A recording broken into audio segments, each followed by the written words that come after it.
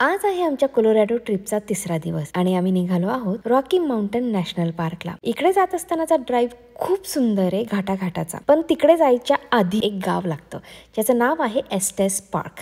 हे गाव इतकं सुंदर आहे की तुम्हाला अगदी स्वित्झर्लंडमध्ये असल्याचा फील येतो। चारी बाजूनी माउंटन्स आणि मध्यभागी गाव, तिथे शॉप्स आहेत, छोटी छोटी घरं आहेत आणि विशेष म्हणजे इथे एक शटल आहे। ही फ्री शटल जी आहे ती तुम्हाला त्या गावामध्ये फिरवते। जो ड्रायव्हर असतो ते त्या गावाबद्दलची वेगवेगळी माहिती सांगतं, विच इज व्हेरी इंटरेस्टिंग। त्यानंतर आम्ही पुढे निघालो रॉकी माउंटन नॅशनल पार्ककडे। हा बऱ्यापैकी उंचीवर आहे, अगदी 11-12 हजार फूट उंचीवरती तुम्ही जातानाचा जो ड्राईव्ह आहे तो खूप सुंदर आहे आणि खूप म्हणजे भीती पण वाटते। घाट खूप जास्त आहे इथे, पण इथे वरती पोहोचलो ना त्यावेळेस एक खूप मोठा प्रॉब्लेम झाला होता। तो काय मी पुढच्या व्हिडिओमध्ये सांगेन। आय थिंक हे वाढायच्या